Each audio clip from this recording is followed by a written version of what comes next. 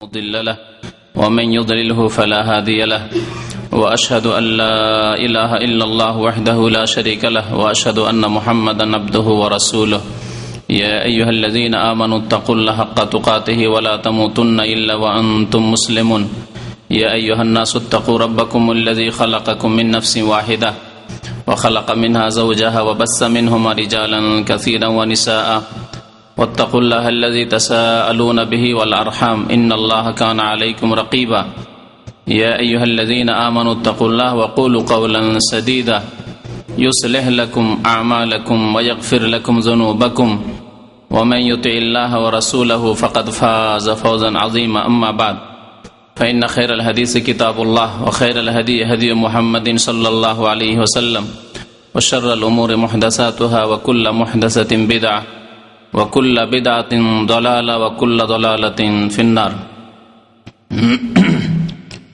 أعوذ بالله من الشيطان الرجيم بسم الله الرحمن الرحيم إنما يريد الله ليذهب عنكم الرجس أهل البيت ويطهركم تطهيرا মহান আল্লাহর সমস্ত প্রশংসা যে আল্লাহ পাক রব্বুল আলামিন আমাদেরকে সৃষ্টি করেছেন এবং আমাদেরকে ঈমান ও ইসলামের সম্পদ দান করেছেন। দরুদ ও সালাম নাযিল হোক প্রিয় নবী মুহাম্মদুর রাসূলুল্লাহ সাল্লাল্লাহু আলাইহি ওয়াসাল্লামের প্রতি, যিনি সৃষ্টির সেরা, যার জন্য আল্লাহ পাক রব্বুল আলামিন সর্বোত্তম বিষয় বস্তু নির্বাচিত করেছেন, মনোনীত করেছেন। আল্লাহুম্মা সাল্লি আলাইহি আল্লাহুম্মা বারিক আলাইহি।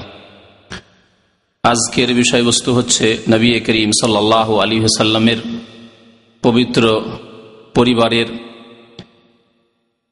এমন এক ব্যক্তিত্ব যিনি এই পবিত্র পরিবারের প্রথম স্থানে অনেক আলেমদের মতে, আর অন্যান্য আলেমদের মতে তার দ্বিতীয় স্থান রয়েছে এই পরিবারে, যে পরিবারকে আল্লাহ পাক রব্বুল আলামিন সার্টিফিকেট দিয়েছেন কোরআনুল কারীমে পবিত্রতার। তার নাম হচ্ছে আয়েশা সিদ্দিকা রাদিয়াল্লাহু তাআলা আনহা। তার সম্পর্কে যদি আলোচনা করা যায় হক আদায় করি, তাহলে যথেষ্ট সময়ের প্রয়োজন রয়েছে। আর তার জীবনের উপরে এমন কি কিতাবও লেখা হয়েছে, তো তার সম্পর্কে সংক্ষিপ্ত 1 ঘন্টার আলোচনায় যতগুলি কথা নিয়ে আসা সম্ভব আপনাদের সামনে সেই কথাগুলি পেশ করার চেষ্টা করব। বিশেষ করে কোরআন এবং হাদিসে তার সম্পর্কে, তার ফজিলত সম্পর্কে, তার মর্যাদা সম্পর্কে যেসব কথা বর্ণিত হয়েছে। আল্লাহ পাক রব্বুল আলামিন সূরা আহজাবে আয়াত নম্বর 33-এ আহলে বাইত অর্থাৎ প্রিয় নবী মুহাম্মদ রাসূলুল্লাহ সাল্লাল্লাহু আলাইহি সাল্লামের পবিত্র পরিবার সম্পর্কে ইরশাদ করছেন, ইন্নামা ইউরিদুল্লাহু লিইয়ুযহিবা আনকুমুর রিজসা আহলাল বাইত। নিঃসন্দেহে আল্লাহ পাক চান যে হে আহলে বাইত, হে নবী পরিবারের সদস্যরা, তোমাদের থেকে অপবিত্রতা দূর করবেন। আল্লাহ তোমাদের থেকে অপবিত্রতা, নাপাকিকে, যত রকমের ত্রুটি রয়েছে, ভুলভ্রান্তি রয়েছে, সেগুলিকে দূর করতে চান আল্লাহ পাক। ওয়ায়ুতাহহিরাকুম তাতহীরা, এবং তোমাদেরকে সুন্দর করে পাক পবিত্র করতে চান। আল্লাহ পাক রব্বুল আলামিন যেন এই আয়াতে সার্টিফিকেট দিয়েছেন যে এই আহলে বাইত অর্থাৎ নবী করিম সাল্লাল্লাহু আলাইহি সাল্লামের পবিত্র পরিবার, তারা নাপাকি মুক্ত, তারা ত্রুটি মুক্ত, এবং তাদেরকে আল্লাহ পাক রব্বুল আলামিন পবিত্রতা দান করেছেন। তাদের সম্পর্কে পবিত্রতার ঘোষণা করেছেন। তাদের ঈমান সম্পর্কে, তাদের ইবাদত বন্দেগী সম্পর্কে, তাদের আকীদা বিশ্বাস সম্পর্কে, তাদের আমল সম্পর্কে, তাদের আখলাক চরিত্র সম্পর্কে, তাদের আচার আচরণ সম্পর্কে আল্লাহ পাক রব্বুল আলামিন এই সার্টিফিকেট দিয়েছেন যে ওয়ায়ুতাহহিরাকুম তাতহীরা, তোমাদেরকে পাক পবিত্র করতে চান। আহলে বাইত সম্পর্কে আলোচনা, এটি একটি সওয়াবের কাজ, নেকির কাজ, এবং তাদের আলোচনার উদ্দেশ্য শুধু কাহিনী শুনিয়ে দেওয়া নয়, কিছু ঘটনা শুনিয়ে দেওয়া নয়, বরং উদ্দেশ্য হচ্ছে আমাদের বাস্তব জীবনে তাদের অনুসরণ করা, তাদের ইক্তিদা করা, তাদের আদর্শে আদর্শিত হওয়া, তাদের পথে চলা। আল্লাহ পাক রব্বুল আলামিন যেখানে সাহাবাই কেরাম এবং সাহাবিয়াত, সাহাবাই কেরামের দল, নারী হোক আর পুরুষ, তাদের কথা উল্লেখ করেছেন, ওয়াস-সাবিকুনাল আউয়ালুনা মিনাল মুহাজিরিন ওয়াল আনসার ওয়াল্লাযীনা ইত্তাবাউহুম বিইহসান, সূরা তাওবার আয়াত নম্বর 100 মহান আল্লাহ ইরশাদ করেছেন, ওয়াস-সাবিকুনাল আউয়ালুনা মিনাল মুহাজিরিন ওয়াল আনসার, মুহাজির আনসার যারা প্রথম দিকে ইসলাম গ্রহণ করেছে, ওয়াল্লাযীনা ইত্তাবাউহুম বিইহসান। প্রথমে আল্লাহ পাক রব্বুল আলামিন মুহাজিরিন আনসার অর্থাৎ সাহাবাই কেরাম নরনারী তাদের প্রশংসা করেছেন, তাদের কথা উল্লেখ করার পরে উল্লেখ করেছেন ওয়াল্লাযীনা ইত্তাবাউহুম বিইহসান, এবং যারা নিষ্ঠার সাথে, আন্তরিকতার সাথে, ইখলাসের সাথে, সততার সাথে তাদের অনুসরণ করবে। কিয়ামত পর্যন্ত যারা আসবে, মুমিন মুমিনাত, মুমিন পুরুষ মুমিন নারী, এবং তারা সাহাবাই কেরামের দল, সাহাবাই কেরাম নারী হোক আর পুরুষ হোক, সাহাবিয়াত হোক, তাদের যারা অনুসরণ করবে ইখলাসের সাথে, সততার সাথে, অন্তরের আল্লাহর সন্তুষ্টির জন্য, দিনের খাতিরে, পার্থিব গরজে নয়, অসৎ উদ্দেশ্য নিয়ে নয়, শুধু ভালোবাসার প্রদর্শনী করলো কিন্তু অসৎ উদ্দেশ্য নিয়ে, যেমন এক রকমের বাতিল ফিরকা রয়েছে যারা মাত্র কয়েকজনের ভালোবাসার প্রদর্শনী করে কিন্তু বাকি সমস্তের সাথে তারা শত্রুতা রাখে, যাদেরকে সবাই চেনে, এবং যাদের বিভ্রান্তি গুমরাহি সম্পর্কে একজন মুসলিম যদি সত্যি তার দিন ইসলাম সম্পর্কে সামান্য জ্ঞান রাখে তাহলে সে ওয়াকিফাল। তো আল্লাহ পাক রব্বুল আলামিন এখানে প্রশংসা করেছেন সাহাবাই কেরামগণের এবং সাহাবাই কেরামের অনুসরণের কথা, সাহাবাই কেরামগণের অনুসরণের কথা উল্লেখ করেছেন, ওয়াল্লাযীনা ইত্তাবাউহুম বিইহসানিন, তাদের যারা আন্তরিকতার সাথে অনুসরণ করবে। আমরা সেই জামানা পাইনি, কিন্তু আমরা অনুসরণের আল্লাহ পাক রব্বুল আলামিন আমাদেরকে নিয়ামত দান করেছেন, আল্লাহ আমাদেরকে সুযোগ দান করেছেন, মুসলিম পরিবারে আমাদেরকে জন্ম দিয়েছেন আল্লাহ পাক রব্বুল আলামিন। আল্লাহ পাক রব্বুল আলামিন আমাদের যখন মুসলিম করেছেন জন্মগত, তাহলে আল্লাহর এই রাস্তাটি আছে, ওয়াল্লাযীনা ইত্তাবাউহুম বিইহসান। সুতরাং আমরা যদি সত্যি অনুসরণ করি তাদের, সাহাবাই কেরাম এবং সাহাবিয়াতদের, তাহলে আল্লাহ পাক কি দেবেন? যেমন সাহাবাই কেরামদেরকে দেবেন, আমাদেরকেও তা থেকে মাহরুম, বঞ্চিত রাখবেন না। তাই আল্লাহ বলছেন, রাদিয়াল্লাহু আনহুম ওয়া রাদু আনহুম, আল্লাহ তাদের উপর রাজি হয়ে যাবেন এবং তাদেরকে আল্লাহ সন্তুষ্ট করে দেবেন, রাজি করে দেবেন। যেমন সাহাবাই কেরামগণকে দেবেন নরনারী, ওই রকমই তাদের পরে তাবেইন, তাবা তাবেইন। অনেকে মনে করে ওয়াল্লাযীনা ইত্তাবাউহুম মানে শুধু তাবেইন, অর্থাৎ যাদের সাহাবাই কেরামের সাথে মোলাকাত সাক্ষাৎ হয়েছে, না। ওয়াল্লাযীনা ইত্তাবাউহুম মানে যারা অনুসরণ করেছে নিষ্ঠার সাথে, ইখলাসের সাথে, কিয়ামত পর্যন্ত যারা অনুসারী হবে সাহাবাই কেরামের দলের, জীবনের প্রতিটি ক্ষেত্রে, যে ক্ষেত্রগুলির মাধ্যমে আল্লাহ সন্তুষ্টি চাইছে, যে ক্ষেত্রগুলিকে দিন মনে করে পালন করে। কারণ দুনিয়ার কিছু কাজকর্ম রয়েছে, ব্যবসা বাণিজ্য রয়েছে, যেগুলি সেই জামানায় ছিল না, সেগুলি ক্ষেত্র এর অন্তর্ভুক্ত নয়। কিন্তু যেই ক্ষেত্রে আপনি কোনো কাজ করে, কোনো আকীদা বিশ্বাস রেখে, কারোর সাথে ভালোবাসা রেখে আপনি আল্লাহর সন্তুষ্টি চান আর পরকালের মুক্তি চান, অর্থাৎ দিনের ক্ষেত্রে, তো আল্লাহ পাক বলছেন যে তাদের উপর আল্লাহ রাজি হয়ে যাবেন এবং তাদেরকে আল্লাহ এত দেবেন নিয়ামত, অনুগ্রহ করবেন তাদের উপর যে তারাও আল্লাহর উপর রাজি হয়ে যাবে। এবং তাদের জন্য আল্লাহ পাক রব্বুল আলামিন ওয়া আতালাহুম জান্নাত, তাদের জন্য আল্লাহ জান্নাত তৈরি করে রেখেছেন, সাহাবাই কেরামগণের জন্য এবং সাহাবিয়াতদের জন্য জান্নাত তৈরি করে রেখেছেন। তো যে কথাটি এখানে বলার উদ্দেশ্য এটি হচ্ছে, তাদের অনুসরণ করা হচ্ছে আমাদের উদ্দেশ্য। তাদের জীবনী সম্পর্কে আমরা জানবো কিছু কথা, যতটুকু আল্লাহ জানার তৌফিক দেবে, তারপরে তাদের অনুসরণ করব।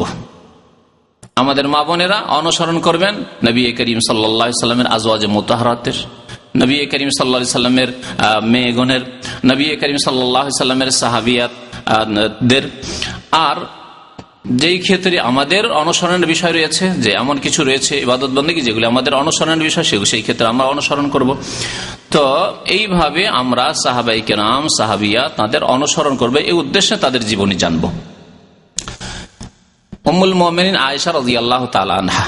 আপনারা জানেন যে নবী করিম সাল্লাল্লাহু আলাইহি সাল্লামের বিবিগণকে আল্লাহ পাক কোরআনুল কারীমে আমাদের কি বলে আখ্যায়িত করেছেন?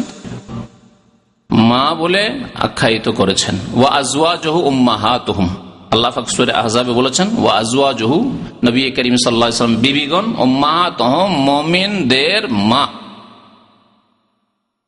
মুমিনদের জননী। তো আয়েশা রাদিয়াল্লাহু তাআলা আনহা উম্মুল মুমিনিন, তার নাম আয়েশা, তার পিতার নাম যেই নামে আমরা সবাই চিনি তা হচ্ছে আবু বকর সিদ্দিক। সিদ্দিক তাঁর উপাধি, আবু বকর সিদ্দিক রাদিয়াল্লাহু তাআলা আনহু। কিন্তু আবু বকর সিদ্দিক রাদিয়াল্লাহু তাআলা আনহুর নাম ছিল আব্দুল্লাহ, যা অধিকাংশ মুসলিম ভাইরাই জানে না, নাম আব্দুল্লাহ। এবং আবু বকর সিদ্দিক রাদিয়াল্লাহু তাআলা আনহুর পিতার নাম হচ্ছে কুনিয়াত আবু কুহাফা, উপনাম আবু কুহাফা, এই নামে প্রসিদ্ধ। কিন্তু তার নাম ছিল উসমান, অর্থাৎ আবু বকর সিদ্দিক রাদিয়াল্লাহু তাআলা ছিলেন আব্দুল্লাহ বিন উসমান, তার নাম উসমানের ছেলে আব্দুল্লাহ বিন আমের বিন আমর বিন কাব বিন সাদ বিন তাইম বিন মুর্রাহ। এই মুর্রার পরে কাব বিন লুয়াই, এই মুর্রাতে এসে নবী করিম সাল্লাল্লাহু আলাইহি সাল্লামের সাথে বংশ পরম্পরা মা আয়েশা রাদিয়াল্লাহু তাআলা আনহা বা আবু বকর সিদ্দিক রাদিয়াল্লাহু তাআলা আনহুর গিয়ে মিলে যাচ্ছে। এ থেকে আমরা বুঝতে পারলাম যে উম্মুল মুমিনিন আয়েশা রাদিয়াল্লাহু তাআলা আনহা কুরাইশ বংশের অন্তর্ভুক্ত। এবং একথা আমাদের অনেকের জানা রয়েছে যে আরবদের মধ্যে আল্লাহ পাক সম্মানিত করেছিলেন কুরাইশকে, এবং সারা বিশ্বের মধ্যে আল্লাহ সম্মানিত করেছেন আরবদেরকে, ইসমাইল গোত্রকে। আর এই কুরাইশ গোত্র থেকে, কুরাইশ বংশ থেকেই নবী করিম সাল্লাল্লাহু আলাইহি ওয়াসাল্লামকে আল্লাহ পাঠিয়েছেন। আল্লাহ পাক যে নবী মনোনীত করেছেন, বাছাই করেছেন, তা সর্বশ্রেষ্ঠ গোত্র থেকে। এ মর্মে হাদিস রয়েছে যে আল্লাহ পাক রব্বুল আলামিন রাসূল সাল্লাল্লাহু আলাইহি ওয়াসাল্লাম বলছেন যে আল্লাহ আমাকে সম্মানিত করেছেন এবং শ্রেষ্ঠত্ব দান করেছেন, বিভিন্ন জাতিকে শ্রেষ্ঠত্ব দান করেছেন, তার মধ্যে সবচেয়ে বেশি শ্রেষ্ঠ দান করেছেন ফাদল কুরাইশ, কুরাইশকে আল্লাহ পাক রব্বুল শ্রেষ্ঠত্ব দান করেছেন। এবং এই শ্রেষ্ঠত্ব সম্পর্কে আরবরা একমত ছিল, তাই আরবের নেতৃত্ব, কাবা ঘরের নেতৃত্ব, মক্কাতুল মুকাররমার নেতৃত্ব সব ন্যস্ত ছিল এই কুরাইশ গোত্রের উপর। তো উম্মুল মুমিনিন আয়েশা রাদিয়াল্লাহু তাআলা আনহা তাহলে কুরাইশিয়া। এবং তার সম্পর্কে উলামায়ে কেরাম মন্তব্য করে বলেছেন যে এই উম্মতের যত মহিলা এসেছেন, সাহাবিয়া থেকে শুরু করে, সাহাবায়ে কেরাম জামানার মহিলাদের থেকে শুরু করে কিয়ামত পর্যন্ত সমস্ত মহিলাদের মধ্যে সবচেয়ে বেশি জ্ঞানী দ্বীন সম্পর্কে এই উম্মতের আফকাহু নিসাইল উম্মতি আলাল ইতলাক। এক বাক্যে সবাই এই ক্ষেত্রে ইজমা, ঐক্যমত পোষণ করেছেন যে এই উম্মতের সবচাইতে বেশি জ্ঞানী মহিলাদের মধ্যে ছিলেন আয়েশা রাদিয়াল্লাহু তাআলা আনহা। তার মায়ের নাম ছিল উম্মে রুমান। নবী করিম সাল্লাল্লাহু আলাইহি ওয়াসাল্লাম বিয়ে করলেন তাকে। তার বিয়ের ঘটনা বড় ঘটনা রয়েছে এবং এই ক্ষেত্রে অনেকগুলি ঘটনা রয়েছে, যতটুকু বলা সম্ভব হবে আপনাদের সামনে কিছু কথা বলবো। তার সম্পর্কে অর্থাৎ উম্মুল মুমিনিন আয়েশা রাদিয়াল্লাহু তাআলা আনহা সম্পর্কে ইমাম যাহাবী রাহমাতুল্লাহ আলাইহি যে মন্তব্য করেছেন, খুব সংক্ষেপে তার একটা মন্তব্য শোনাচ্ছি। তার একটি প্রসিদ্ধ কিতাব আছে সিয়ার আলামিন নুবালা, 24 খণ্ডে রয়েছে। 24 খণ্ডে, প্রতিটি খণ্ড হবে প্রায় 400 পৃষ্ঠার মতো। 24 খণ্ডের একটি কিতাব রয়েছে জীবনীর ওপর, সাহাবায়ে কেরামের জীবনী থেকে শুরু করে নবী সাল্লাল্লাহু আলাইহি ওয়াসাল্লামের জীবনী, সাহাবায়ে কেরামের জীবনী, তারপরে তাবেঈন, তারপরে ইমাম যাহাবী পর্যন্ত যত আইম্মায়ে কেরাম, উলামায়ে কেরাম এসেছেন, মুহাদ্দিসিন এসেছেন, তাদের জীবনী উল্লেখ করেছেন ওই কিতাবে। তো তাতে মা আয়েশা রাদিয়াল্লাহু তাআলা আনহা সম্পর্কে যে মন্তব্য ইমাম যাহাবী রাহমাতুল্লাহ আলাইহি করেছেন, তিনি এক প্রখ্যাত আলেম ছিলেন এবং মুহাদ্দিস ছিলেন, ফকিহ ছিলেন। ইমাম ইবনে তাইমিয়া রাহমাতুল্লাহ আলাইহির ছাত্র ছিলেন। ইমাম ইবনে তাইমিয়া রাহমাতুল্লাহ আলাইহি যেমন তিনি একজন বড় ইমাম ছিলেন, তেমন তার বড় বড় ছাত্র ছিল। তার প্রসিদ্ধ ছাত্র ইমাম ইবনুল কাইয়িম এবং দ্বিতীয় ছাত্র ইমাম যাহাবী রাহমাতুল্লাহ আলাইহি। তো তারা বহু কিতাব লিখেছেন। তো ইমাম যাহাবী রাহমাতুল্লাহ বলছেন, ওয়া কানাত ইমরাতান বাইযা জামিলা, আয়েশা রাদিয়াল্লাহু তাআলা আনহা অত্যন্ত সুন্দরী রূপবতী মহিলা ছিলেন। অমিন সাম্মা ইউকালু হুমায়রা, এজন্য তাকে উপাধি নাম দিয়ে ডাকা হতো, হুমায়রা বলে ডাকা হতো। আহমার মানে লাল, তো খুব সুন্দরী হওয়ার কারণে তাকে হুমায়রা বলে ডাকা হতো। স্নেহের সাথে নবী করিম সাল্লাল্লাহু আলাইহি ওয়াসাল্লাম ডাকতেন।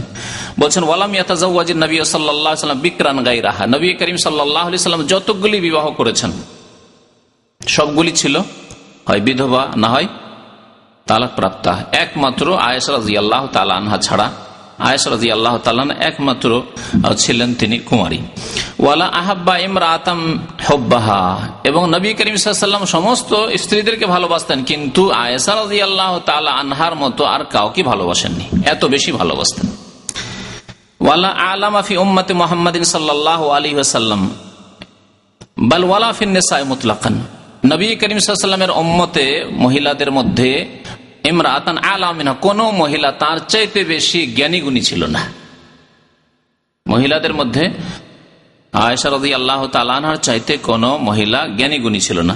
ওয়া আন্নাহা যাওজাতুন নবিয়্যিনা সাল্লাল্লাহু আলাইহি ওয়াসাল্লাম ফিদ দুনিয়া ওয়াল আখিরাহ, আরেকটি মন্তব্য করছেন যে তিনি প্রিয় নবী মুহাম্মদ রাসূলুল্লাহ সাল্লাল্লাহু আলাইহি ওয়াসাল্লামের যাওজায়ে মুহতারামা, বিবি, পৃথিবীতে, দুনিয়াতেও এবং আখিরাতে। আমাদের বিবিরা আখিরাতে বিবি থাকবে কিনা কোন নিশ্চয়তা আছে?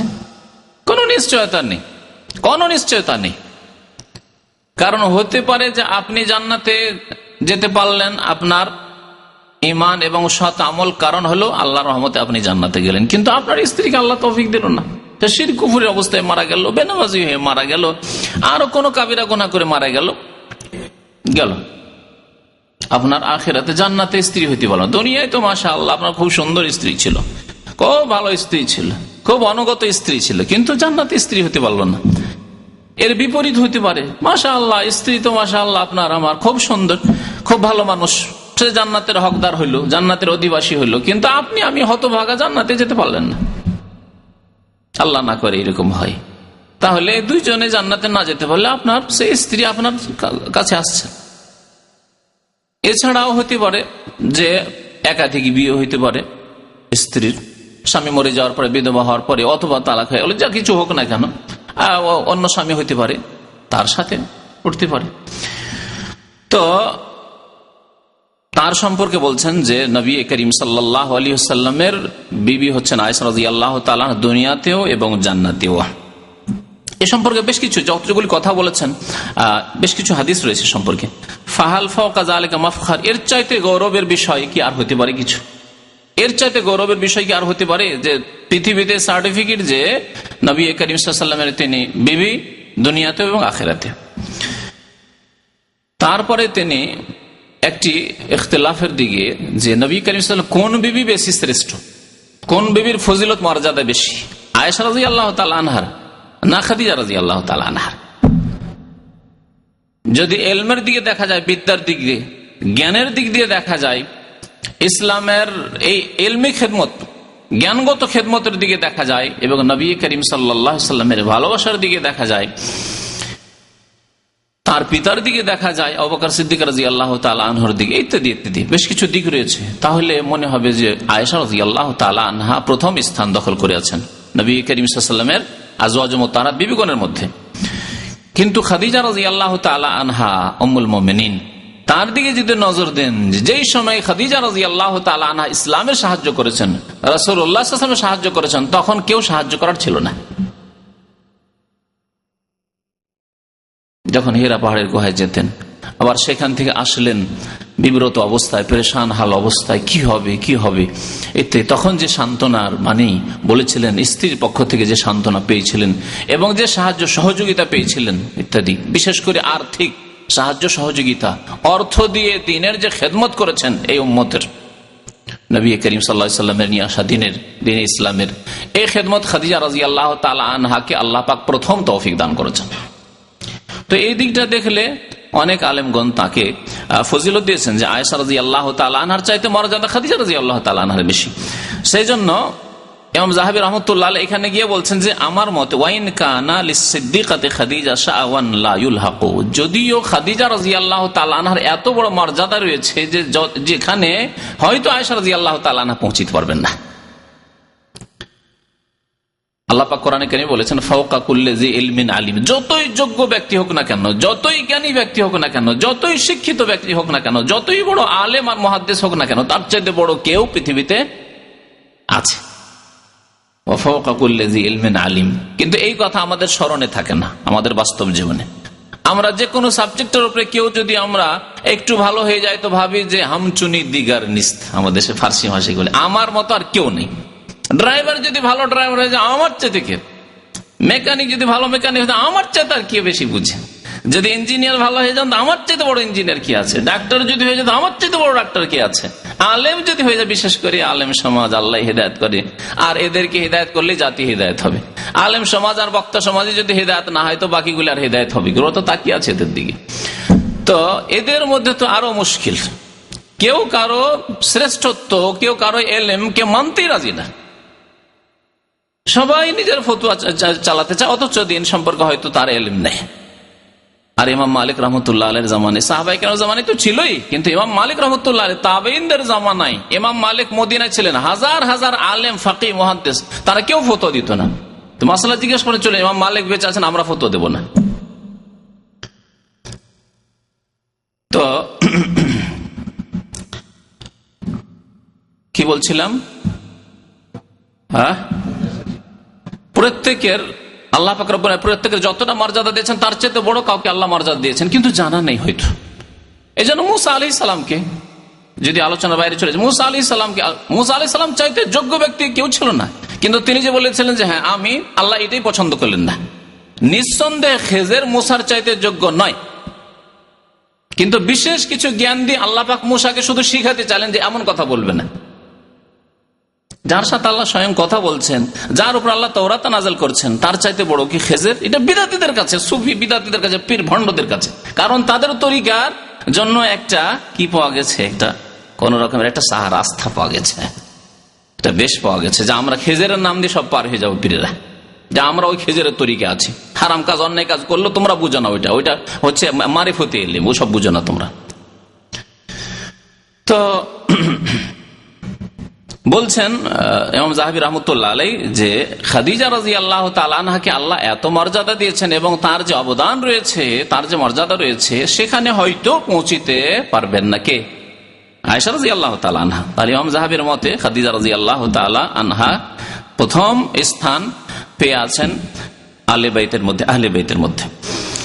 ওয়া আনা ওয়াকিফুন ফি আইয়াতিহিম আফদাল। তারপরে বলছেন যে আমি এই ব্যাপারে এখনো নীরব আছি, আমি কোন একটা সিদ্ধান্ত দিতে পারছি না যে তাদের মধ্যে কে শ্রেষ্ঠ। তবে জাযামতু বিআফযালিত খাদিজা আলাইহা লিউমুরি লাইসা হাযা মাওযুহা। তবে বেশ কিছু দিকের কারণে, বেশ কিছু বৈশিষ্ট্যের কারণে খাদিজা রাদিয়াল্লাহু তাআলা আনহা যে বেশি আফজাল, বেশি শ্রেষ্ঠ, তার মর্যাদা বেশি উঁচু, এটি হচ্ছে আমার বিশ্বাস। তবে সেগুলি এখানে বিস্তারিত আলোচনার সময় নেই, এই বলে তার মন্তব্য করেছেন ইমাম যাহাবী রাহমাতুল্লাহ আলাইহি। আয়েশা রাদিয়াল্লাহু তাআলা আনহার সাথে নবী করিম সাল্লাল্লাহু আলাইহি ওয়াসাল্লামের বিবাহ হওয়ার আগে বারবার করে নবী করিম সাল্লাল্লাহু আলাইহি ওয়াসাল্লাম স্বপ্নে দেখতেন জিবরাইল আলাইহিস সালাম আসছেন আর স্বপ্নে দেখাচ্ছেন আয়েশা রাদিয়াল্লাহু তাআলা আনহাকে। কেমন ভাবে দেখাচ্ছেন? আজকাল আমাদের মতো স্বপ্ন নাই। আজকালকার মানুষের স্বপ্ন হচ্ছে ঘৃণিত স্বপ্ন। এই ধরনের স্বপ্ন যদি সাধারণত কেউ দেখে তো ঘৃণিত স্বপ্ন, বলতেই লজ্জা লাগবে হয়তো। এইরকম স্বপ্ন, কত সুন্দর স্বপ্ন দেখতেন নবী করিম সাল্লাল্লাহু আলাইহি ওয়াসাল্লাম। নবী করিম সাল্লাল্লাহু আলাইহি ওয়াসাল্লামের স্বপ্ন হচ্ছে ওয়াহি, রুয়াল আম্বিয়া ওয়াহয়ুন। আম্বিয়াগণ, শুধু নবী না, সমস্ত আম্বিয়াগণের স্বপ্ন হচ্ছে ওয়াহি, আল্লাহর পক্ষ থেকে প্রত্যাদেশ। কিন্তু নবীগণ ছাড়া অন্য কোন মানুষের স্বপ্ন কোনো মূল্য রাখে না। আপনার যেমন স্বপ্ন তেমন শাইখুল হাদিসের স্বপ্ন, আপনার যেমন স্বপ্ন তেমন কোন ইমাম সাহেব আর আলেম সাহেব, মুহাদ্দিস সাহেব স্বপ্ন একই রকম, কোনো পার্থক্য নেই। সেই স্বপ্নের মধ্যে কিছু সুসংবাদ হতে পারে, ভালো হতে পারে, যদি স্বপ্নের বিবরণ ঠিকভাবে দেওয়া যেতে পারে, দিতে পারে বা নিতে পারে তাহলে। আর না হলে অনেক সময় স্বপ্নের বিবরণ দিতে গিয়ে ভুল করে হয়তো, বা আপনি স্বপ্নের বিবরণ নিজে গ্রহণ করতে গিয়ে ভুল সিদ্ধান্ত নেন। হয়তো ভাবলেন যে আমি স্বপ্ন দেখছি, খুব ভালো লাগছে, এর রেজাল্ট ফলাফল খুব ভালো হবে, কিন্তু আসলে খারাপ হইতে পারে। তো বলছেন রাসূলুল্লাহ সাল্লাল্লাহু আলাইহি ওয়াসাল্লাম, ওরিতুকে ফিল মানামে সালাসা লায়ালিন, বলছেন আয়েশা রাদিয়াল্লাহু তাআলা আনহার সাথে বিয়ে শাদী হওয়ার পরে যে তোমাকে আমি স্বপ্নে 3 দিন 3 রাত দেখেছিলাম, 3 রাত তোমাকে দেখেছিলাম। যা আবেকেল মালাকো ফি খিরকাতিন মিন হারির, রেশমের একটি কাপড়ে ঢেকে জড়িয়ে, রেশমের কাপড়ে ঢেকে নিয়ে আসছেন ফেরেশতা জিবরাইল আলাইহিস সালাম। আর নিয়ে আসার পরে বলছেন ফায়াকুল হাযিহি ইমরাতুক, ঢাকা আছে রেশমের কাপড় দিয়ে, আর বলছে এটি আপনার স্ত্রী, এ হচ্ছে আপনার স্ত্রী। ফাকশিফু আন ওয়াজহিক ফাইজা আনতা ফি, আমি একটু খুলে দেখছি যে কি আছে, দেখি রেশমের কাপড়ের ভিতরে। বলছি এ তো আয়েশা। আয়েশা রাদিয়াল্লাহু তাআলা আনহার বয়স তখন একেবারে কম, মাত্র 6 বছর, মাত্র 6 বছর। বিয়ে যখন হয় তখন হাদিস এসছে 6 বছর, অর্থাৎ 6 বছর শেষে হয়তো 7 বছরে পড়েছিল বয়স। তো ফাকুলো, তখন আমি স্বপ্নে বলতাম ইয়াকু হাযা মিন ইনদিল্লাহ ইউমদিহি, যদি এই স্বপ্ন আল্লাহর পক্ষ থেকে হয় তাহলে আল্লাহ যেন তার বাস্তবায়ন করে। মানে নবী কারীম সাল্লাল্লাহু আলাইহি ওয়াসাল্লামের আশা আকাঙ্ক্ষা ছিল যে বিয়ে হয়ে যাক। আবু বকর রাদিয়াল্লাহু তাআলা আনহু, আবু বকর সিদ্দিক, যে আমার প্রথম স্থানের সঙ্গী, তার মেয়ে, আর আলহামদুলিল্লাহ যে গুণ, পারিবারিক গুণ, ব্যক্তিগত গুণ, সবগুলি ভালো গুণ মজুদ ছিল। তাই নবী করিম সাল্লাল্লাহু আলাইহি ওয়াসাল্লামের আকাঙ্ক্ষা ছিল, যখন স্বপ্নে দেখলেন তখন বললেন যদি এই স্বপ্ন আল্লাহর পক্ষ থেকে হয়, আর সত্যি আল্লাহর পক্ষ থেকে, নবী করিম যখন এই স্বপ্ন দেখেন তখন তিনি নবী ছিলেন, যদিও মক্কায় ছিলেন তখন। তো বলেন যদি আল্লাহর পক্ষ থেকে হয় তো আল্লাহ যেন এর বাস্তবায়ন করে দেয়। আয়েশা রাদিয়াল্লাহু তাআলা আনহা আরেকটি হাদিস বর্ণনা করেছেন, ইন্না জিবরাইল জা বিসূরাতি খিরকাতি হারিরিন খাদরা, সবুজ রেশমের কাপড়ে করে আয়েশা রাদিয়াল্লাহু তাআলা আনহাকে ঢেকে নিয়ে জিবরাইল আলাইহিস সালাম আসলেন স্বপ্নে ইলান নবী সাল্লাল্লাহু আলাইহি ওয়াসাল্লাম, নবী সাল্লাল্লাহু আলাইহি ওয়াসাল্লামের কাছে। ফাকাল, বলেন হাযিহি যাওজাতুকা ফিদ দুনিয়া ওয়াল আখিরা, এই হচ্ছে আপনার বিবি, স্ত্রী, দুনিয়াতেও এবং আখিরাতে। এইভাবে নবী করিম সাল্লাল্লাহু আলাইহি ওয়াসাল্লামকে স্বপ্ন দেখা হয়েছে। হাদিসটি তিরমিজিতে রয়েছে, 6টি যে প্রসিদ্ধ হাদিসের কিতাব তার মধ্যে সুনানে তিরমিজিতে এই হাদিস রয়েছে। মা আয়েশা রাদিয়াল্লাহু তাআলা আনহা মহিলাদের মধ্যে সবচাইতে বেশি হাদিস বর্ণনা করেছেন, বরং অধিকাংশ পুরুষের চাইতে হাদিসের সংখ্যা, তার বর্ণিত হাদিসের সংখ্যা অধিকাংশ পুরুষ সাহাবায়ে কেরাম চাইতে বেশি ছিল। পুরুষদের মধ্যে সবচাইতে বেশি হাদিস বর্ণনা করেছেন কে? আবু হুরায়রা রাদিয়াল্লাহু তাআলা আনহু, 5000 বেশি, 5274 বা কিছু। আর মা আয়েশা রাদিয়াল্লাহু তাআলা আনহা কত হাদিস বর্ণনা করেছেন? 2210 হাদিস বর্ণনা করেছেন, 2210 হাদিস বর্ণনা করেছেন। তার মধ্যে শুধু বুখারী এবং মুসলিমে, বুখারী তো রয়েছে, মুসলিমে রয়েছে 174টি হাদিস, 174টি হাদিস রয়েছে বুখারী এবং মুসলিমে। আর বুখারীতে, শুধু বুখারীতে রয়েছে হাদিস 54টি, আর মুসলিমে রয়েছে 69টি হাদিস। মুসলিমে, বুখারীতে নেই, শুধু মুসলিমে রয়েছে 69টি হাদিস রয়েছে।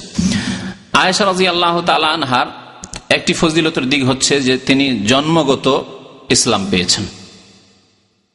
জন্মগত ইসলাম ফজিলতের বিষয় যদি তার উপর কায়েম থাকে, এটি ফজিলতের বিষয়। আমরা বারবার বলি যে বাইবার আমরা মুসলিম, জন্মগত মুসলিম, এটি ফজিলতের বিষয়। অনেক সময় আমি সমালোচনা করি, বলি এই জন্য যে অধিকাংশ মুসলিমরা জন্মগত মুসলিম কিন্তু সাবালক হলে আর মুসলিম নয়, অর্থাৎ নামাজি না, মুসলিম নয়, শিরিক করে, বিদআত করে, মাজারে যায়, মুসলিম নয়, নাস্তিক হয়ে যায়, বেদিন হয়ে যায়, মুসলিম নয়। সমস্যা এখানে। কিন্তু জন্মগত যদি একজন মুসলিম হয় তো এটি একটি সম্মানের বিষয়। তো আয়েশা রাদিয়াল্লাহু তাআলা আনহা যখন মুসলমান হন, না, আয়েশা রাদিয়াল্লাহু তাআলা আনহা যখনই চোখ খুললেন, অর্থাৎ হুঁশ জ্ঞান আসে, তখন দেখলেন যে তার আব্বা, মাতা পিতা মুসলমান, আব্বা আমা মুসলমান। এই সম্পর্কে মা আয়েশা রাদিয়াল্লাহু তাআলা কি হাদিস বর্ণনা করেছেন, বলছেন যে লাম আকিল আবাওয়াইয়া ইল্লা ওয়া হুমা ইয়াদিনানিদ্দিন, আমার যখন হুঁশ হয়, বুঝতে শিখি, আমার আব্বা আম্মাকে যখন চিনতে শিখি, তখন থেকে আমি তাদেরকে মুসলিম জানি।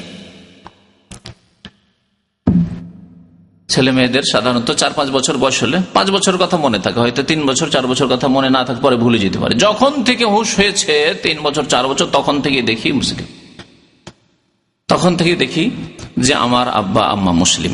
নবী করিম সাল্লাল্লাহু আলাইহি ওয়াসাল্লামের সাথে বিয়ে হইল কখন?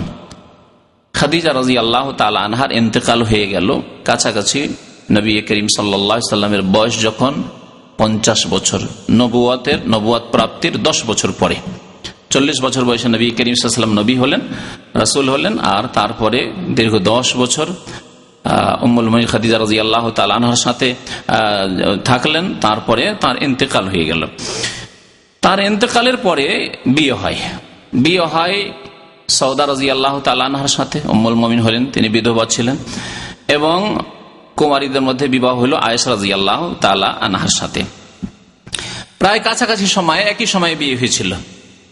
কিন্তু আয়েশা রাদিয়াল্লাহু তাআলা আনহা যেহেতু একেবারে ছোট বয়সের ছিলেন, সেই জন্য তার সাথে ঘর সংসার হয়নি, বিদায় হয়ে তিনি আসেননি। দীর্ঘ প্রায় 2 বছর বা তারও বেশি সৌদা রাদিয়াল্লাহু তাআলা আনহার সাথে নবী করিম সাল্লাল্লাহু আলাইহি ওয়াসাল্লাম থেকেছেন খাদিজা রাদিয়াল্লাহু তাআলা আনহার ইন্তেকালের পরে। তারপরে বদরের যুদ্ধের সময় মদিনা হিজরত করে চলে আসলেন। বিয়ে হয়েছে নবী করিম সাল্লাল্লাহু আলাইহি ওয়াসাল্লামের সাথে মক্কায় বিয়ে হয়েছে আয়েশা রাদিয়াল্লাহু তাআলা আনহার সাথে। তারপরে মদিনা হিজরত করে চলে আসলেন। হিজরত করে আসার পরে দ্বিতীয় হিজরত, প্রথম হিজরি গেল 1 বছর, দ্বিতীয় হিজরিতে বদরের যুদ্ধ হইল। বদরের যুদ্ধের পরেই শাওয়াল মাস বদরের যুদ্ধ হলো। তারপরে শাওয়াল মাসে, রমজান মাসে বদরের যুদ্ধ হয়েছে। শাওয়াল মাসে নবী করিম সাল্লাল্লাহু আলাইহি সাল্লামের কাছে উঠিয়ে দেওয়া হলো আয়েশা রাদিয়াল্লাহু তাআলা আনহাকে। তখন আয়েশা রাদিয়াল্লাহু তাআলা আনহার বয়স 9 বছর। অনেকে হয়তো ভাবে যে 9 বছরের মেয়ে তো কচি মেয়ে। মনে রাখবেন যে আবহাওয়ার কারণে ছোট বড় হয়, পার্থক্য হয়ে যায়। গরম দেশগুলিতে অল্প বয়সে সাবালক সাবালিকা হয়ে যায়। আরব দেশ গরম দেশ, এই দেশের মেয়েদেরকে দেখবেন যে 10 বছরের মেয়ে যথেষ্ট বড় লাগে। মেয়ে কেন দেখবেন, ছেলেই দেখবেন 8 বছর 10 বছর ছেলে এই মোটা সোটা হয়ে গেছে, আর লম্বা হয়ে গেছে, উঁচা হয়ে গেছে। গরম দেশে ছেলে মেয়েরা তাড়াতাড়ি বড় হয় এবং তাড়াতাড়ি সাবালক সাবালিকা হয়। পক্ষান্তরে ঠান্ডা দেশে, শীতের দেশে, পশ্চিমা দেশগুলিতে, ইউরোপের দেশে, যে কোনো শীতের দেশ, সেসব দেশে সাবালক হতে সময় লাগে। তো আয়েশা রাদিয়াল্লাহু তাআলা আনহাকে নবী করিম সাল্লাল্লাহু আলাইহি সাল্লাম এত ভালোবাসতেন যে আয়েশা রাদিয়াল্লাহু তাআলা আনহা গৌরব করতেন। কারণ এটি গৌরবেরই বিষয় যে সৃষ্টির সেরা যিনি নবী করিম সাল্লাল্লাহু আলাইহি সাল্লাম, তিনি সবচেয়ে বেশি ভালোবাসেন আয়েশা রাদিয়াল্লাহু তাআলা আনহাকে। বড় গৌরবের বিষয়। তো আমর ইবনে আস রাদিয়াল্লাহু তাআলা আনহু সাহাবী, তিনি 8ম হিজরিতে ইসলাম গ্রহণ করেছিলেন, বিলম্বে ইসলাম গ্রহণ করেছিলেন। ইসলাম গ্রহণ করার পরে একদিন নবী করিম সাল্লাল্লাহু আলাইহি ওয়াসাল্লামকে জিজ্ঞাসা করলেন যে আইয়ুন নাস আহাব্বু ইলাইকা ইয়া রাসূলুল্লাহ, হে আল্লাহ রসুল, আপনার নিকট সবচাইতে প্রিয় ব্যক্তি কে? আইয়ুন নাস আহাব্বু ইলাইকা ইয়া রাসূলুল্লাহ। নবী করিম সাল্লাল্লাহু আলাইহি ওয়াসাল্লাম সাথে সাথে জবাব বলছেন আয়েশা। আয়েশা হচ্ছে সবচাইতে প্রিয় ব্যক্তি। কথা সত্য, আর সত্যকে গোপন করা যাবে না। সত্য কথা বলেন নবী করিম সাল্লাল্লাহু আলাইহি ওয়াসাল্লাম, সবচাইতে প্রিয় ব্যক্তি আয়েশা। আমর ইবনে আস রাদিয়াল্লাহু তাআলা আনহুর উদ্দেশ্য ছিল যে পুরুষদের মধ্যে, সাহাবায়ে কেরামদের মধ্যে কে বেশি প্রিয় নবী করিম সাল্লাল্লাহু আলাইহি ওয়াসাল্লামের কাছে, এটা জানা উদ্দেশ্য ছিল। তাই বলেন ওয়ামিনার রিজালি ইয়া রাসূলুল্লাহ, পুরুষদের মধ্যে হে আল্লাহ রসুল, পুরুষদের মধ্যে, সাহাবায়ে কেরামদের মধ্যে কে সবচেয়ে বেশি প্রিয় আপনার নিকট? আলী, হাসান, হোসেন, সবাই প্রিয়। ওসমান, ওমর, আবু বকর, কে? আবু হুরায়রা, কে? আশরা মুবাশশারা আরো সাহাবায়ে কেরাম রয়েছেন। বলেন আবুহা, তার পিতা আয়েশা রাদিয়াল্লাহু তাআলা আনহার পিতা কে? আবু বকর সিদ্দিক রাদিয়াল্লাহু তাআলা আনহু। হাদিসটি বুখারীতে রয়েছে, মুসলিমে রয়েছে, মুত্তাফাক আলাইহি হাদিস। এই হাদিস উল্লেখ করলাম এবং তার সাথে সাথে কথা বললাম যে আমর ইবনে আস রাদিয়াল্লাহু তাআলা নবী সাল্লাল্লাহু আলাইহি ওয়াসাল্লামের শেষ জামানে 8ম হিজরিতে ইসলাম গ্রহণ করেছেন। তাহলে এই হাদিসের ঘটনা 8ম হিজরির পরে, 9ম হিজরিতে বা 10ম হিজরিতে শেষ জীবনে হতে পারে। যারা মুসলিম উম্মতের মধ্যে থেকেও ইসলামের শত্রু হয়েছে, সাহাবায়ে কেরামের শত্রু হয়েছে, আলে বাইতের শত্রু হয়েছে, নবী করিম সাল্লাল্লাহু আলাইহি ওয়াসাল্লামের বিবিগণের শত্রু হয়েছে, তারা বলে যে না, মুরতাদ হয়ে গেছিল, নাউযুবিল্লাহ, মুরতাদ হয়ে গেছিল, ইসলামের শত্রু হয়ে গেছিল, ইসলাম থেকে বেরিয়ে গেছিল। তাদের সাধারণরা বলে না, তাদের বড় বলে, যাকে আমাদের দেশের অনেক বক্তা তাদের অজ্ঞতার কারণে ইমাম বলে থাকে, খোমাইনিকে। জি, তাদের এত বড়রা যদি এইরকম কথা বলে তাহলে তাদের আকীদা আপনাদের সামনে স্পষ্ট। তাদের এই বড় গুমরাহ পথভ্রষ্ট, সে বলেছে যে এই উম্মতে মুসলিম জাতিতে ফিতনার মূল আর সমস্ত যে দ্বন্দ্ব আর বিবাদ হয়েছে এসবের মূল শিকড় হচ্ছে দুইজন। কে? এই গুমরাহ বলছে আবু বকর এবং ওমর। আউযুবিল্লাহ। এই জন্য ইমাম ইবনে তাইমিয়া রাহমাতুল্লাহ আলাইহির কথা আমার বারবার মনে পড়ে যে তিনি বলেছেন যে ইহুদি এবং খ্রিস্টান এদের চাইতে ভালো। কারণ ইহুদিদেরকে জিজ্ঞাসা করা হয়েছিল যে তোমাদের জাতিতে শ্রেষ্ঠ কারা, তো বলেছেন আসহাবু মুসা, মুসা আলাইহিস সালামের সাথী সঙ্গীরা শ্রেষ্ঠ। জিজ্ঞাসা করা হয়েছিল খ্রিস্টানদেরকে যে তোমাদের মধ্যে শ্রেষ্ঠ কে, কারা, তোমাদের নবীর পর ঈসা আলাইহিস সালামের পরে, তো বলেছিল হাওয়ারি ঈসা, ঈসা আলাইহিস সালামের হাওয়ারিগণ অর্থাৎ সঙ্গীগণ, সাহাবী সঙ্গীগণ, সাথীগণ। আর এই গুমরাহ পথভ্রষ্টদেরকে জিজ্ঞাসা করা হয়েছিল যে তোমাদের উম্মতে তোমাদের জাতিতে সবচেয়ে নিকৃষ্ট কে, তো বলেছিল আসহাবু মুহাম্মদ, মুহাম্মাদের সাথী। দেখলেন তাহলে কে ভালো? এই ক্ষেত্রে ইহুদি খ্রিস্টান এগিয়ে আছে, ওরা ভালো, ভালোদেরকে ভালো বলে, ভালোদেরকে নিকৃষ্ট খারাপ বলে। তাদের উপর আফসোস করেন। আফসোস করা রয়েছে আমাদের দেশের এক শ্রেণীর জাহেল মূর্খ, এক শ্রেণীর বক্তা সমাজকে, যারা তাদেরকে ইমাম বলে আখ্যায়িত করে। আশ্চর্য লাগে। তো তাই ইমাম যাহাবী রাহমাতুল্লাহ আলাইহি বলছেন যে এই আল্লাহর শত্রুরা, যারা হককে, সত্যকে, সাহাবায়ে কেরামদেরকে, নবী করিম সাল্লাল্লাহু আলাইহি ওয়াসাল্লামের আজওয়াজ মুতাহহারাতকে ছুঁড়ে ফেলে দিয়েছে, তাদের কোনো শ্রদ্ধা তাদের অন্তরে নেই। এই শত্রুতা অন্তরে রাখে তাদের জেনে রাখা উচিত যে নবী করিম সাল্লাল্লাহু আলাইহি ওয়াসাল্লাম যে বলেছেন সবচাইতে প্রিয় আমার নিকট আয়েশা, এটি নবী সাল্লাল্লাহু আলাইহি ওয়াসাল্লামের শেষ জামানায়, নবী সাল্লাল্লাহু আলাইহি ওয়াসাল্লামের জীবনের শেষ জামানায় তিনি বলেছেন। তাছাড়াও নবী করিম সাল্লাল্লাহু আলাইহি ওয়াসাল্লাম বলেছেন একেবারে ইন্তেকালের পূর্ব মুহূর্ত, ইন্তেকালের 5 দিন আগে বলেছিলেন এই কথা, লাউ কুনতু মুত্তাখিযান খালিলান, আমি যদি আমার উম্মতের কাউকে অন্তরঙ্গ বন্ধু খলিল বানাইতাম, লাত্তাখাযতু আবু বকরিন খলিলা, তাহলে আবু বকরকে আমার অন্তরঙ্গ বন্ধু বানাইতাম। যে হবে ফিতনার জড়, যে হবে সমস্ত বিবাদ আর দ্বন্দ্বের মূল, আর তাকে নবী করিম সাল্লাল্লাহু আলাইহি সাল্লাম বলবেন যে আমি তাকে অন্তরঙ্গ বন্ধু বানাইতাম যদি আমি কাউকে বানাইতাম পৃথিবীতে এই উম্মতের। কিন্তু আমার খলিল অন্তরঙ্গ বন্ধু কে? আল্লাহ। এই কথা বলেছেন নবী করিম সাল্লাল্লাহু আলাইহি সাল্লাম। ফাইনাল্লাহ কাদ ইত্তাখাযানি খলিলা, কারণ আল্লাহ আমাকে যখন অন্তরঙ্গ বন্ধু খলিল বানিয়েছেন তা আল্লাহকে আমি বানিয়েছি, আমি আর কাউকে বানাতে চাই না। তো আল্লাহ পাক রব্বুল আলামিন নিয়ামত হিদায়াতটি বলুন আলহামদুলিল্লাহ, যে আল্লাহ পাক আল্লাহ রসুলকে ভালোবাসার আমাদেরকে তৌফিক দিয়েছেন, আল্লাহ রসুলের আজওয়াজে মুতাহহারাত বিবিগণকে ভালোবাসার আল্লাহ আমাদেরকে তৌফিক দান করেছেন, এই বিবেক বুদ্ধি জ্ঞান দিয়েছেন, ইলম দিয়েছেন এবং ইসলাম দিয়েছেন, হিদায়াত দিয়েছেন। আল্লাহ পাক তার মেয়েদেরকে ভালোবাসার তৌফিক সমান ভাবে যেমন ভালোবাসি ফাতেমাকে তেমন ভালোবাসি জাইনাবকে, উম্মে কুলসুমকে, রোকাইয়াকে। আর বাকি পথভ্রষ্টরা 3টার নামই জানে না। এটি কোনো বাড়িয়ে বলছি না, একবার ওই উমরা করে আসছি গাড়িতে, আর গাড়ি ড্রাইভার তো বুঝেনি কে থাকে দেশে, তো একটা প্রতিযোগিতা করাচ্ছি। প্রতিযোগিতায় জিজ্ঞাসা করেছি, ইন্ডিয়ান বাংলাদেশি লোকেরা আছে তাদের জিজ্ঞেস করছি যে নবী সাল্লাল্লাহু আলাইহি ওয়াসাল্লামের কয় মেয়ে ছিল?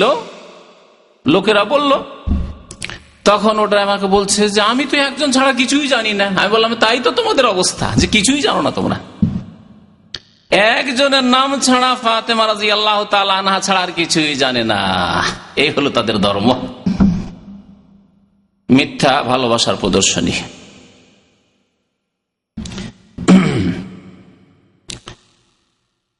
আয়েশা রাদিয়াল্লাহু তাআলা আনহা তার বিবাহ শাদী সম্পর্কে বলছেন, তাজাওয়াজানি রাসূলুল্লাহ সাল্লাল্লাহু আলাইহি ওয়াসাল্লাম মুতাওয়াফা খাদিজা, খাদিজা রাদিয়াল্লাহু তাআলা আনহার ইন্তেকালের পরে পরে আমাকে বিয়ে করেছিলেন। ওয়ানা ইবনাতু সিত্তিন, তখন আমার বয়স 6 বছর ছিল, 6 শেষ হয়েছিল। আরেকটি হাদিস যেহেতু 7 রয়েছে, সুতরাং দুইটি সমন্বয় হয়েছে, 6 শেষ হয়ে 7-এ পড়েছিল। ওয়া উদখিলতু আলাইহি ওয়ানা ইবনাতু তিসঈন, আমাকে তার বাড়িতে নিয়ে যাওয়া হইল, অর্থাৎ বিদায় করা হইল, উঠিয়ে দেওয়া হইল যখন আমার বয়স 9 বছর। জানি নিসওয়াতুন ওয়া আনা আলআব, 9 বছরের মেয়ে খেলাধুলা স্বাভাবিক করে, বলছে যে কয়েকজন সাহাবী মহিলারা আমার কাছে আসলো, তখন আমি খেলছিলাম আমার দোলনায় খেলা করছিলাম। আমার চুলগুলিও যেমন মেয়েদের ছোট মেয়েদের চুল থাকে ছোট ছোট এরকম ছিল। ফাহাইয়া আনানি, আমাকে খুব একটু সাজিয়ে টাজিয়ে দিল আর সুন্দর করে সাজিয়ে সুম্মা আতাইনা বি ইলাইহি সাল্লাল্লাহু আলাইহি ওয়াসাল্লাম, তারপর আমাকে নিয়ে গেল। কোথায় নিয়ে যাচ্ছে আমি তো বুঝি না যে কোথায় আমাকে নিয়ে যাচ্ছে। আমাকে নিয়ে গিয়ে নবী সাল্লাল্লাহু আলাইহি ওয়াসাল্লামের বাড়িতে ঢুকিয়ে দিল। তালা উরওয়া ইবনে জুবাইর, নবী করিম সাল্লাল্লাহু আলাইহি ওয়াসাল্লামের বিবি আয়েশা রাদিয়াল্লাহু তাআলা আনহার উরওয়া ইবনে জুবাইর বোনের ছেলে, বলছেন যে ফামাকাস্তু ইনদাহু তিসআ সিনিন, তিনি বর্ণনা করছেন যে আয়েশা রাদিয়াল্লাহু তাআলা বলছেন তার খালা যে আমি তার নিকটে তারপরে নবী সাল্লাল্লাহু আলাইহি ওয়াসাল্লামের সাথে 9 বছর থেকেছি। অর্থাৎ 9 বছরে বিদায় হয়ে গেছেন নবী সাল্লাল্লাহু আলাইহি ওয়াসাল্লামের বাড়িতে, আর তারপরে অর্থাৎ দ্বিতীয় হিজরিতে গেলেন, আর তারপরে নবী করিম সাল্লাল্লাহু আলাইহি ওয়াসাল্লাম 9 বছর বাহায়াত থাকলেন। 18 বছর বয়স যখন মা আয়েশা রাদিয়াল্লাহু তাআলা আনহার, তখন নবী করিম সাল্লাল্লাহু আলাইহি ওয়াসাল্লামের ইন্তেকাল হলো। এই সহিহ বুখারী এবং আবু দাউদের হাদিস। নবী সাল্লাল্লাহু আলাইহি ওয়াসাল্লামের সাথে আয়েশা রাদিয়াল্লাহু তাআলা আনহার বিয়ে সম্পর্কে বড় ঘটনা রয়েছে। খুব সময় শেষ হতে যাচ্ছে, ইনশাআল্লাহ তাআলা আগামী কোন পর্বে এই বিয়ের ঘটনা বিস্তারিত বয়ান করব যে কিভাবে বিয়েটি হলো। তো তার ফজিলত সম্পর্কে কিছু কথা বলি, কারণ এই দিকগুলি আমাদের জানা বেশি জরুরি। মা আয়েশা রাদিয়াল্লাহু তাআলা আনহা বর্ণনা করেছেন, হাদিস বুখারীতে রয়েছে, তিরমিজিতে রয়েছে, নবী করিম সাল্লাল্লাহু আলাইহি ওয়াসাল্লাম আয়েশা রাদিয়াল্লাহু তাআলা আনহাকে ভালোবাসতেন, এই কথা প্রসিদ্ধ ছিল, সবাই জানতো। নবী সাল্লাল্লাহু আলাইহি ওয়াসাল্লামের বাড়িতে মানুষ ভালো খাবার নিয়ে আসতো, উপঢৌকন নিয়ে আসতো, হাদিয়া তোহফা নিয়ে আসতো। তো তারাও দেখতেন যে কোন দিনে নিয়ে গেলে নবী করিম সাল্লাল্লাহু আলাইহি ওয়াসাল্লাম বেশি খুশি হবেন। নবী সাল্লাল্লাহু আলাইহি ওয়াসাল্লামের যেহেতু একাধিক বিবি, মদিনায় ছিল 9 বিবি ছিল, তো তাদের পালা নির্ধারণ ছিল একদিন করে, একদিন অমুক বিবির বাড়ি, আরেকদিন অমুক বিবির আরেকদিন বাড়ি, একবার ফেরা হয়ে গেল তখন আবার শুরু হলো, এইভাবে পালা ভাগ করা ছিল। তো লোকেরা জানতো যে নবী করিম সাল্লাল্লাহু আলাইহি ওয়াসাল্লাম খুব ভালোবাসেন আয়েশা রাদিয়াল্লাহু তাআলা আনহাকে, তাই সাহাবায়ে কেরাম সাহাবিয়া তারা হাদিয়া উপহার উপঢৌকন নিয়ে আসতেন। কোনো ভালো খাবার হলে, বাড়িতে খাবার হইলেই নবী সাল্লাল্লাহু আলাইহি ওয়াসাল্লাম বাড়িতে নিয়ে যেতেন। ওই দিন বিশেষ করে ভালো খাবার তৈরি করতেন, যেই দিন মা আয়েশা রাদিয়াল্লাহু তাআলা আনহার বাড়িতে নবী করিম সাল্লাল্লাহু আলাইহি ওয়াসাল্লাম হতেন। উদ্দেশ্য, তাদের উদ্দেশ্য কি ছিল? উদ্দেশ্য ছিল যে আল্লাহ নবী সাল্লাল্লাহু আলাইহি ওয়াসাল্লাম তো খুশি হবেন হাদিয়া দিলে, উপঢৌকন দিলে, তোহফা দিলে, কিন্তু বেশি যাতে আরো বেশি খুশি হন তিনি। কারণ তার প্রিয়তমা স্ত্রী আয়েশা রাদিয়াল্লাহু তাআলার বাড়িতে যখন হাদিয়া যাবে, তাকে নিয়ে যখন খাবেন, তো আরো মনের শান্তি তিনি অনুভব করবেন। আর যত মনের শান্তি হবে তত বেশি অন্তর থেকে দোয়াও পাবো আর খুশি হবেন রাসূলুল্লাহ সাল্লাল্লাহু আলাইহি ওয়াসাল্লাম। তাই বুখারী শরীফের হাদিসটিতে রয়েছে যে কানান নাসু ইয়াতাহারাউনা বিহাদাইহিম ইয়াউমা আয়েশা, আয়েশার পালার অপেক্ষা করতেন যে আচ্ছা খাবার দিব আল্লাহর নবীর বাড়িতে, তো যেই দিনে আয়েশা রাদিয়াল্লাহু তাআলা আনহার বাড়িতে নবী সাল্লাল্লাহু আলাইহি ওয়াসাল্লাম থাকবেন সেই দিনে দেব। ফাজতামানা সাওয়াহিবি ইলা উম্মে সালামা, নবী সাল্লাল্লাহু আলাইহি ওয়াসাল্লামের আর অন্যান্য বিবিগঞ্জে ছিল, মা আয়েশা বলছেন যে আমার যে অন্যান্য সতীনারা ছিল, তারা একদিন মিটিং করলো। যেটা কেমন কথা হইল, যেদিন আয়েশার বাড়িতে থাকেন নবী সাল্লাল্লাহু আলাইহি ওয়াসাল্লাম, সেই দিন শুধু হাদিয়া উপঢৌকন আর খাবারের অভাব নেই, আর আমাদের বাড়িতে কোনো খাবারই থাকে না, বড় অভাব ছিল।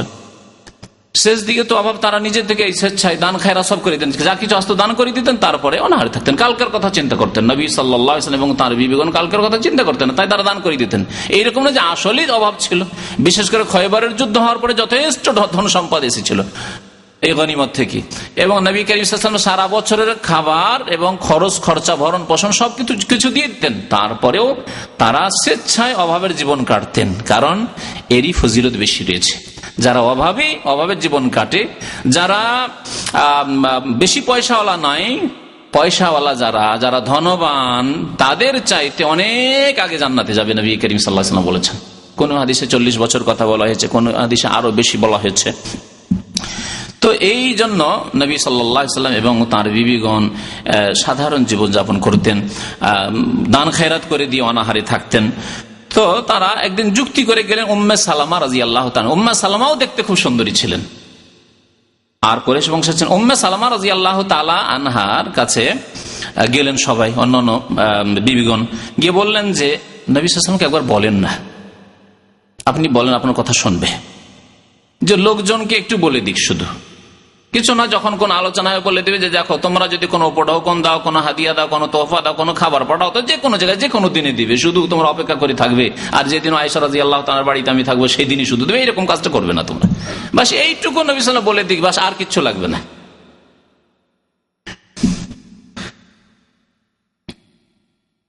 ওয়াইন্না নরিদুল খায়রা কামা তুরিদু আয়েশা, আমরাও কল্যাণ চাই যেমন আয়েশা চায়। আয়েশার বাড়িতে যেমন খাবার থাকে, অফুরন্ত অভাব হয় না, লোকজন দেয়, আমাদের বাড়িতে আসুক একটু করে। ফাকুলিল রাসূলিল্লাহ সাল্লাল্লাহু আলাইহি ওয়াসাল্লাম ইয়ামুরুন নাস আন ইয়াহুদুলাহু আইনামা কান, যেখানে থাক না কেন ওখানে তোমরা হাদিয়া দিও। ফাযাকারাত উম্মু সালামা লাহু যালিকা, উম্মু সালমা অন্যান্য বিবিদের কথায় তিনি গেলেন আল্লাহ নবীর কাছে, গিয়ে বললেন যে ইয়া রাসূলুল্লাহ, আপনি একটু লোকজনকে বলে দেন। লোকজন হয়তো ভাবছে যে আপনি বেশি ভালোবাসেন আয়েশা রাদিয়াল্লাহু তাআলাকে, সেই জন্য ওর বাড়িতে দেয়, অন্যান্য বাড়িতে থাকবেন তখনও দেবে, অসুবিধা কি? নবী সাল্লাল্লাহু আলাইহি ওয়াসাল্লাম কোনো উত্তর দিলেন, ফাসাকাতা, চুপ থাকলেন। কারণ এই কথা বলা শরীয়ত নাই যে আপনি কাউকে হাদিয়া দিচ্ছেন না, বলবেন ভাই আজকে দিবে না, তুমি শুক্রবারে দিও। কেউ সোমবারে দিয়ে বলে শুক্রবারে দিও, আর শুক্রবার দিয়ে বলে শনিবারে দিও না, এই কথা বলার কোনো যুক্তি না। যার যেদিন হচ্ছে দিচ্ছে, আর যার যেখানে ইচ্ছা হচ্ছে দিচ্ছে, স্বাধীনভাবে ছেড়ে দিতে হবে। নবী সাল্লাল্লাহু আলাইহি ওয়াসাল্লাম চুপ থাকলেন। ফালাম ইয়ারুদ্দা আলাইহা, কোন উত্তর দিলেন। ফাআদাতি সানিয়া, দ্বিতীয়বার আবার আরজ করলেন উম্মু সালামা যে ইয়া রাসূলুল্লাহ একটু বলেন। তিনবার করে বলে ফালাম্মা কানা সালেসা, তিনবার যখন বললেন তখন বলছেন রাসূলুল্লাহ ইয়া উম্মু সালামা, হে উম্মু সালামা, লা তুযিনি ফি আয়েশা, আয়েশার ব্যাপারে আমাকে কষ্ট দিও না। আয়েশা রাদিয়াল্লাহু তাআলার ব্যাপারে আমাকে তোমরা কোনো কষ্ট দিও না, এমন কোন কথা বলিও না যাতে মনে কষ্ট হয়, মানসিক কষ্ট হয়। ফাইন্নাহু আল্লাহ, কারণ আল্লাহর কসম করে বলছি, মা নাযালা আলাইয়াল ওয়াহয়ু ওয়া আনা ফি লিহাফি ইমরাতিন মিনকুন্না গায়রাহা, তোমাদের বাড়ি তো আমি রাত্রি কাটাই, দিন কাটাই, আর তার বাড়িতেও কাটাই, তার ঘরেও কাটাই, কিন্তু আল্লাহর পক্ষ থেকে যে জিবরাইল আলাইহিস সালাম ওহী নিয়ে আসেন তোমাদের কারো বাড়িতে আসেননি তার বাড়ি ছাড়া। একমাত্র ওহী যদি আসে যেই সময় স্বামী স্ত্রী শুয়ে আছে, এক বিছানায় আছি, একই লেহাফে আছি, লেহাফ বুঝেন তো? লেহাফ আরবি শব্দ, আসলে আমরা লেপ বলি বা লেপ বলি। তো লেপ বা রিজাই অনেকে বলে, তো কম্বল ধরেন, আজকাল কম্বল ব্যবহার শুরু হয়েছে, লেপটা অনেকে ভুলতে শুরু করেছেন। নতুনরা হয়তো কিছুদিন পরে ভুলেই যাবে, আমাদের ছেলেরা ভুলেই যাবে যে লেপ বা কোনো কিছু ছিল, কিন্তু আমরা সারা জীবন মানুষ হয়েছে লেপে। তো লিহাফ আসল শব্দ। লেহাফ মানে কোনো জড়িয়ে নেওয়ার বস্তু, আর বিশেষ করে যদি গরম হয় আর কি। তো আমি কোন বিবির লেহাফে থাকিনি, সেই অবস্থায় ওহী এসছে আয়েশা রাদিয়াল্লাহু তাআলা আনহা ছাড়া। আয়েশা রাদিয়াল্লাহু তাআলার বাড়িতে, তার ঘরে, তার বিছানায় আছি, আর লেহাফ জড়িয়ে তার বিছানায় শুয়ে আছি, ওই সময় ওহী চলে এসেছে, এরকম হয়েছে। সুতরাং তার সম্পর্কে, তার আল্লাহ মর্যাদা রেখেছেন, তার সম্পর্কে তোমরা আমাকে কেন কিছু বলতে আসো? যা করছে লোকেরা করছে, আমি তাদেরকে নিষেধ করবো না আর বাধাও দেব না। আনাস রাদিয়াল্লাহু তাআলা আরেকটি হাদিস বর্ণনা করেছেন আয়েশা রাদিয়াল্লাহু তাআলার ফজিলত সম্পর্কে, আর এই হাদিসটি আবু মুসা আশআরীও বয়ান করেছেন। আবু মুসা আশআরী রাদিয়াল্লাহু তাআলার হাদিসটি একটু বড়, তাই বয়ান করে দিচ্ছি। কামলা মিনার রিজালি কাসীর, পুরুষদের মধ্যে অনেকেই যোগ্য হয়েছে, পুরুষদের মধ্যে, পুরুষ জাতির মধ্যে অনেকেই যোগ্য হয়েছে। ওয়ালাম ইয়াকমুল মিনান নিসাই, কিন্তু মহিলাদের মধ্যে যোগ্য হয়েছে অল্প কয়েকজন। কে? ইল্লা মারইয়াম বিনতে ইমরান, ইমরানের মেয়ে মারইয়াম অর্থাৎ ঈসা আলাইহিস সালামের মাতা, ওয়া আসিয়া ইমরাত ফিরাউন, ফিরাউনের স্ত্রী, ফিরাউনের বিবি, জালেমের বিবি, কিন্তু আল্লাহর নেক বান্দি আসিয়া রাদিয়াল্লাহু তাআলা আনহা, আর কে? আয়েশা রাদিয়াল্লাহু তাআলা আনহা। তাই বলছেন ওয়াফাদুলু আয়েশা আলান নিসাই, এবং আয়েশা রাদিয়াল্লাহু তাআলা আনহার ফজিলত, মর্যাদা মহিলাদের মধ্যে, সারা বিশ্বের মহিলাদের উপর, মুসলিম জাতির মহিলাদের উপর, সাহাবী মহিলাদের উপর, নবী কারীম সাল্লাল্লাহু আলাইহি ওয়াসাল্লাম বিবি এবং মেয়েদের সব সমস্ত মহিলাদের উপর। কেমন ফজিলত? কাফাজলি সারিদ আলা সাইরি তাম, যেমন আরবদের নিকটে সারিদ খানা, সারিদ এক রকমের খাবার আরবরা অত্যন্ত ভালোবাসে, এবং গোস্ত এবং রুটির টুকরো দিয়ে তৈরি হয়। এই খাবার এখন পর্যন্ত তৈরি, আমাদের অনেক আরব বন্ধুদেরকে জিজ্ঞেস করেছি সারিদ সম্পর্কে, এখনো তৈরি হয়, এবং এইটি হচ্ছে তাদের জাতীয় খাবার। তো যেমন আরবদের কাছে সারিদ খাবার সমস্ত খাবারের উপর ফজিলত রয়েছে, শ্রেষ্ঠত্ব রয়েছে, যেমন বাঙালি সমাজের কাছে ইলিশ মাছ, আর তাও দেশি ইলিশ হইতে হবে, সামুদ্রিক ইলিশ হইলে হবে না, 30 হোক আর 40 হোক ও খুঁজবেই, হ্যাঁ যাই হোক দাম না কেন। তো আরবদের কাছে সারিদের যেমন শ্রেষ্ঠত্ব, তেমনি নারী জাতির মধ্যে শ্রেষ্ঠত্ব আল্লাহ দান করেছেন কাকে? আয়েশা রাদিয়াল্লাহু তাআলা আনহাকে। হাদিস বুখারীতে রয়েছে, মুসলিমে রয়েছে। আয়েশা রাদিয়াল্লাহু তাআলা আনহাকে জিবরাইল সালাম বলতেন, সালাম বলতেন যে সালামটা দিয়ে দেন আমাকে। বুখারী মুসলিমের হাদিস রয়েছে যে কালা রাসূলুল্লাহ সাল্লাল্লাহু আলাইহি ওয়াসাল্লাম, রাসূলুল্লাহ একদিন বলছেন আয়েশাকে, হে আয়েশা, হাজা জিবরাইল, জিবরাইল আমার কাছে আছে, এখন দেখতে পাচ্ছেন না উনি, আয়েশা রাদিয়াল্লাহু তাআলা আনহা দেখতে পাচ্ছেন না নবী করিম সাল্লাল্লাহু আলাইহি ওয়াসাল্লামের উপর ওহী আসছে, ওহী নাযিল হচ্ছে, কথা বলছেন, কিন্তু আয়েশা রাদিয়াল্লাহু তাআলা আনহা দেখতে পাচ্ছেন না। নবী সাল্লাল্লাহু আলাইহি ওয়াসাল্লাম বলছেন যে এখন আমার পাশে জিবরাইল আছে, ওয়া হুয়া ইউকরিউ আলাইকাস সালাম, এবং সে তোমাকে সালাম বলছে, তিনি সালাম বলছেন তোমাকে, জিবরাইল আলাইহিস সালাম সালাম বলছেন। আল্লাহু আকবার, কত মর্যাদা আল্লাহ পাক দিয়েছেন। কালাত বলছেন আয়েশা রাদিয়াল্লাহু তাআলা আনহা সালামে যাব, আলাইহিস সালাম ওয়া রাহমাতুল্লাহ, তার উপর শান্তির ধারা বর্ষিত হোক, সালাম হোক এবং আল্লাহর রহমত হোক। তারা মালা নারা ইয়া রাসূলুল্লাহ, হে আল্লাহ রাসূল, আপনি এমন কিছু দেখেন যা আমরা দেখতে পাই না। আপনি দেখতে পাচ্ছেন জিবরাইলকে, জিবরাইলের সাথে কথা বলছেন, আমরা দেখতেই পাই না। তারা মালা নারা, আয়েশা রাদিয়াল্লাহু তাআলা আনহা দেখতে পাচ্ছেন না। আরো বিদাতীরা দেখতে পাবে, পীরেরা। মারিফতি ইলম কোত্থেকে? মারিফতি ইলমের যদি হকদার হইতো তো আল্লাহর নবীর পরে আল্লাহর নবীর প্রিয়তম বিবি আয়েশা হইতেন, খাদিজা হইতেন, আল্লাহর নবীর মেয়েরা হইতেন, জি, আবু বকর হইতেন, ওমর হইতেন, উসমান হইতেন, আলী হইতেন। যে কাশফের বিদাতি আকিদা আছে ভণ্ডদের, আর তারপরে মারিফতি ইলম, মারিফতি কাপড়, ওদের ন্যাংটা পিন নাকি মারিফতি কাপড় করে থাকে। যে ভালো সন্তান হবে সে মারফতি কাপড় দেখতে পাবে, আর যে জারজ সন্তান ও দেখতে পাবে না। কে নিজেকে জারজ বলে বলবে? সাহস করে কি বলতে পারবে যে ন্যাংটা দেখছি? ও বলবে যে না কাপড় দেখছি। এসব কিচ্ছা কাহিনী তাদের আছে। নবী করিম সাল্লাল্লাহু আলাইহি সাল্লামের অন্তরে কত মর্যাদা ছিল আয়েশা রাদিয়াল্লাহু তাআলা আনহার। এ সম্পর্কে দু একটি হাদিস শোনাই।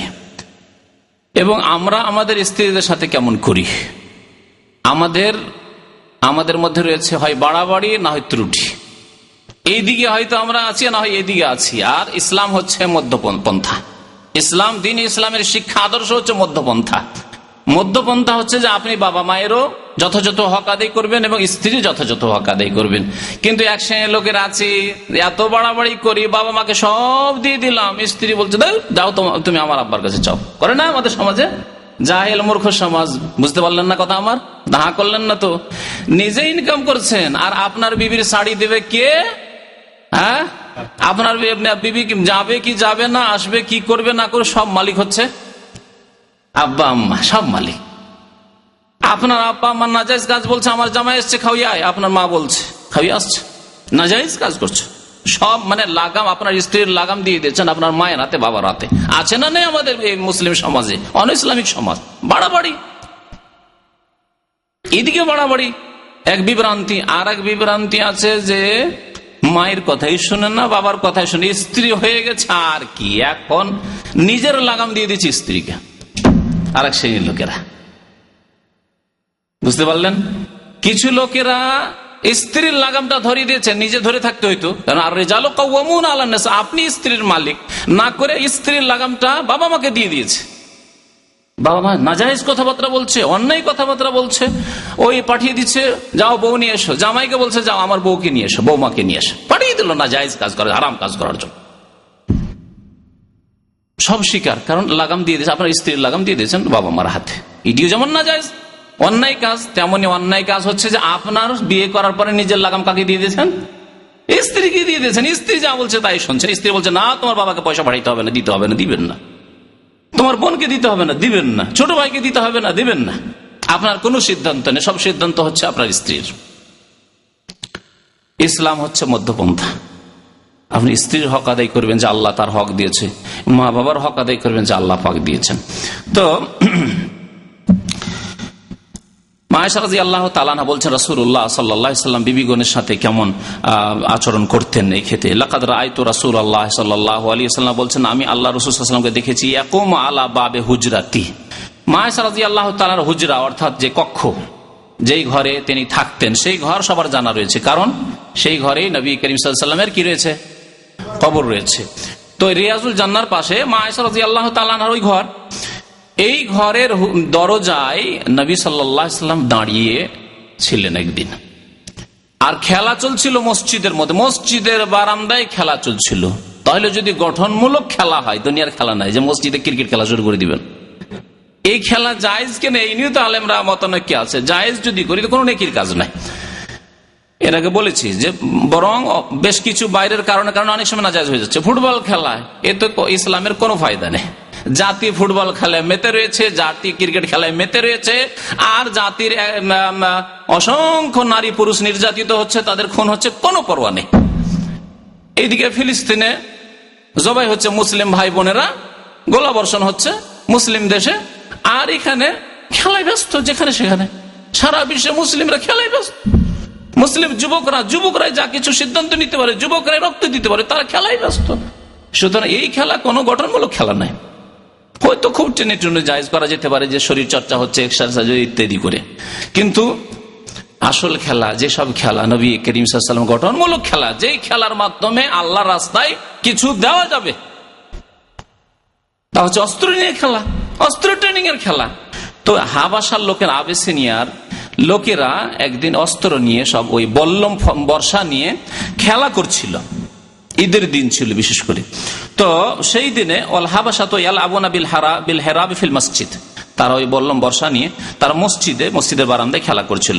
নবী করিম সাল্লাল্লাহু আলাইহি ওয়াসাল্লাম খেলা তো দেখছেন, এই খেলা, কারণ এই খেলা হচ্ছে, এই খেলার দ্বারা ফায়দা হবে, উম্মতকে ফায়দা হবে, উম্মত উপকৃত হবে, ইসলাম উপকৃত হবে, ইসলামের কাজ হবে, খেদমত হবে। মা আয়েশা রাদিয়াল্লাহু তাআলা আনহাকে দেখাতে চাইলেন, কিন্তু আপনি আপনার বিবিকে নিয়ে গিয়ে আপনি ফুটবল আর ক্রিকেট দেখাবেন আর বসে যাবেন, আপনার স্ত্রী চেহারা খুলে দেখছে, এটা তার সেই খেলা নাই।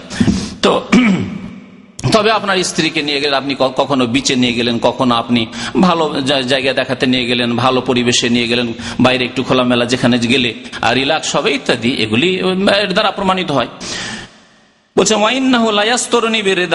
তিনি দেখবেন, তো কেমন করে দেখবেন? বলছে নবী করিম সাল্লাল্লাহু আলাইহি সাল্লামের কাঁধে এইখানে আমি মুখটা লাগিয়ে দিলাম, আর নবী সাল্লাল্লাহু আলাইহি ওয়াসাল্লাম একটু চাদর দিয়ে এরকম আড় করে আছেন, ইয়াস্তরুনি বিরিদাহি, চাদর দিয়ে আড় করে আছেন যাতে অন্য পুরুষ না দেখতে পায়, আর আমি লুকিয়ে লুকিয়ে পিছন দিক থেকে এই হাবশীদের খেলা দেখছিলাম।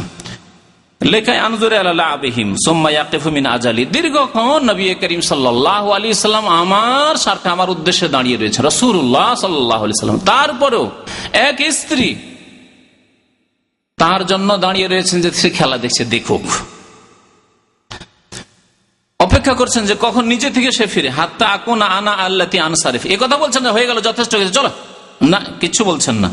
ফাকদুরু কাদর আল জারিয়া আল হাদিসাতে সিন আল হারিস আল্লাহ, চিন্তা করো যে আমার বয়স তখন সামান্য মাত্র, হয়তো একেবারে অল্প বয়স ছিল, 10-12 এরকম বয়স হবে হয়তো, এইরকম বয়স ছিল। আর সেই সময় খেলার দিকে কত আগ্রহ থাকে একজন ছেলে বা মেয়ের, কেমন খেলার দিকে আগ্রহ থাকে সেটা চিন্তা করো।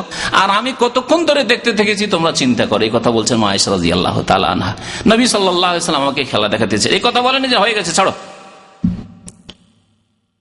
তো নবী করিম সাল্লাল্লাহু আলাইহি ওয়াসাল্লামের কাছে তার এই মর্যাদা ছিল। একটি হাদিসে রয়েছে নবী করিম সাল্লাল্লাহু আলাইহি ওয়াসাল্লাম মেয়ের সাথে এমন খোলামেলায় কথাবার্তা হইতো, এই কথাগুলি জানা যায় এই হাদিস দ্বারা। একদিন রাসূলুল্লাহ সাল্লাল্লাহু আলাইহি ওয়াসাল্লাম বলছেন যে আয়েশা, তুমি কখন যে আমার উপর খুশি থাকো আর কখন যে রাগ করে থাকো, অসন্তুষ্ট থাকো, তা আমি বুঝতে পারি। কেমন করে বুঝতে পারেন আপনি? হ্যাঁ, বুঝতে পারি আমি। তাহলে এর দ্বারা বোঝা গেল যে নবী করিম সাল্লাল্লাহু আলাইহি ওয়াসাল্লাম একদিকে নবী হওয়ার জন্য তার সাথে রাগ নয়, রাগ কি স্বামী স্ত্রীর অভিমান হতে পারে। জি, তো বলছেন ইন্নী লা আ'লামু ইযা কুনতে আন্নী রাদিয়া, বলছেন ইন্নী লা আ'লামু ইযা কুনতে আন্নী রাদিয়া, বলছেন যে আমি ভালো করে জানি যে কখন তুমি আমার উপর রাজি থাকো, সন্তুষ্ট থাকো, ওয়া ইযা কুনতে আলাইয়া গাযবা, আর কখন আমার উপর রাগান্বিত থাকো, তোমার মেজাজ গরম হয়ে আছে, আমার উপর রেগে আছো তুমি, বুঝতে পারি আমি। কালাত বলছেন আয়েশা রাদিয়াল্লাহু তাআলা আনহা, ওয়া কাইফা ইয়া রাসূলুল্লাহ, কেমন করে আপনি বুঝতে পারেন? বলছে ইযা কুনতে আন্নী রাদিয়া, যখন তুমি আমার উপর সন্তুষ্ট থাকো তখন তুমি কসম করো, কোন কথাবার্তা যদি কসম করো তো বলো লা ওয়া রাব্বি মুহাম্মদ, মুহাম্মাদের রবের কসম করছি। কার নাম নিয়ে বলতেন? স্বামীর নাম নিয়ে বলতেন। আর আমাদের সমাজে স্বামীর নাম নেওয়া হারাম, স্বামীর নাম নেওয়া শুধু হারামে নয়, আজকাল নাতি হয়েছে ওই স্বামীর নামে রাখবে না। আরে ওই নাম রাখবো তো ডাকবো কেমন করে আমি, তাই না? ডাকবো কেমন করে আমি? একবার এক জায়গায় গিয়ে বাড়িওয়ালার নাম জিজ্ঞেস করতে, কোন পুরুষ লোক নাই, জিজ্ঞেস করছে বাবা এই বাড়িটা কার? অনেক আগের ঘটনা বলছি, তখন আমার বয়স মনে হয় 17-18 বছর, অন্ধকার হয়ে গেছে, আর ওই বাড়ি চিনতেও পারছি না। জিজ্ঞেস করছি যে কার বাড়ি, তো বলছে কোন একটা বাচ্চা খুঁজছে। এই ছেলে বলতো রে তোর চাচার নাম বলতো রে। জি, স্বামীর নাম বলবে না। তো এ হচ্ছে আমাদের সমাজের অবস্থা। নবী করিম সাল্লাল্লাহু আলাইহি সাল্লামের নাম নিয়ে কসম করতেন যখন সন্তুষ্ট থাকতেন তখন, আর যখন তুমি অসন্তুষ্ট থাকলে রেগে থাকো তখন আমার নাম নিতে চাও না, আমার নাম নিতে চাও না, তখন কি বলো? তখনকার কসম শুনেন, বলছে যে যখন আমার রেগে থাকো তখন লা ওয়া রাব্বি ইব্রাহিম,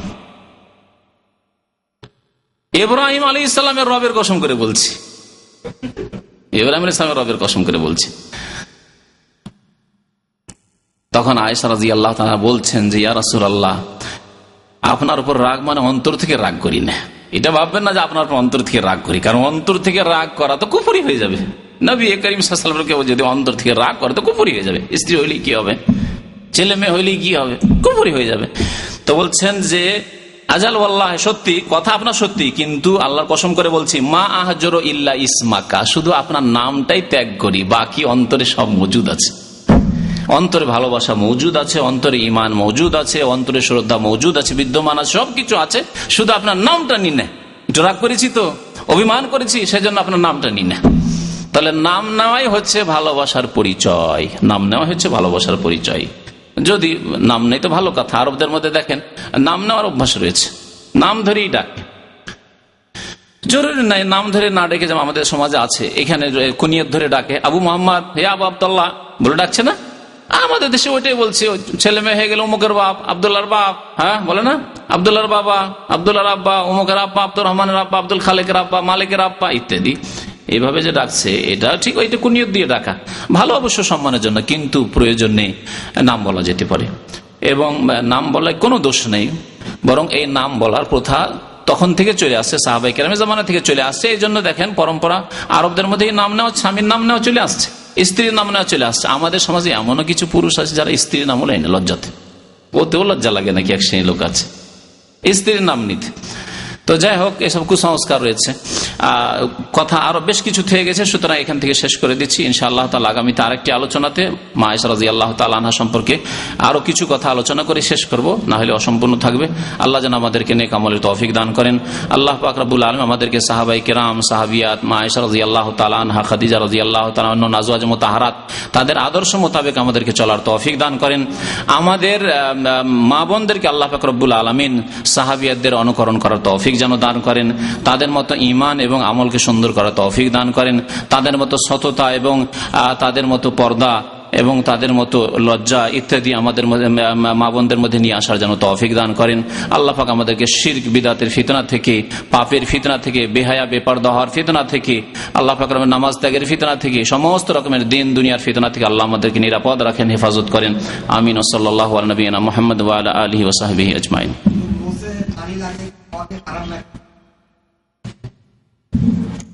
মোচের পানি দুই সপ্তাহ আগে বলেছি, ছিলেন না? বলিনি? কি বলেছি বলেন তো দেখি? এটা হচ্ছে রাহু মুসলিমুন জাহিলুন বলেছি, মূর্খ মুসলিমের ফতোয়া এটি, আমাদের সমাজের মূর্খ মুসলিমের ফতোয়া এটি, বুঝলেন? মোচের পানি হারাম কথাটি হচ্ছে মূর্খ মুসলিমের ফতোয়া। আমাদের এসব কথাবার্তা জানি না কোথা থেকে এসছে, আল্লাহ জানে, খুঁজে পাওয়া যায় না এখনো যে কোথা থেকে এসছে।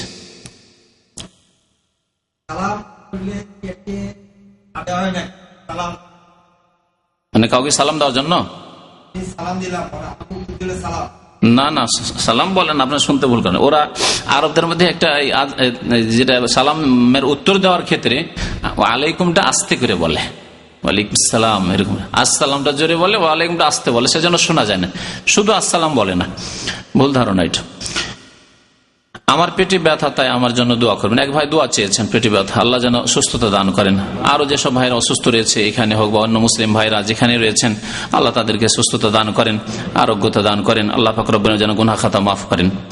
মনে রাখবেন যে অসুখ বিসুখ হলে গুনাহ খাতা মাফ হয়, মর্যাদা উঁচু হয়। সুতরাং অসুখ বিসুখ মাঝে মাঝে হওয়া ভালো, এতে মানে হা হুতাশ করবেন না, পেরেশান হবেন না, বরং ধৈর্য ধরার চেষ্টা করতে হবে, এতে সম্মান বাড়ে।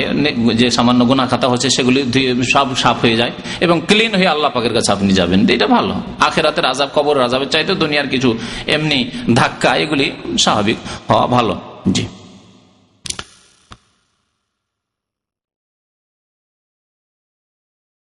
অনেকে বলে জঙ্গে জামালে নাকি হয়তো আয়েশা রাদিয়াল্লাহু আনহা নেতৃত্বে দিয়েছেন। এই সম্পর্কে ইনশাআল্লাহ যদি শুনতে চান আগামী সপ্তাহে হয়তো আলোচনা করে দেবো ইনশাআল্লাহ। জি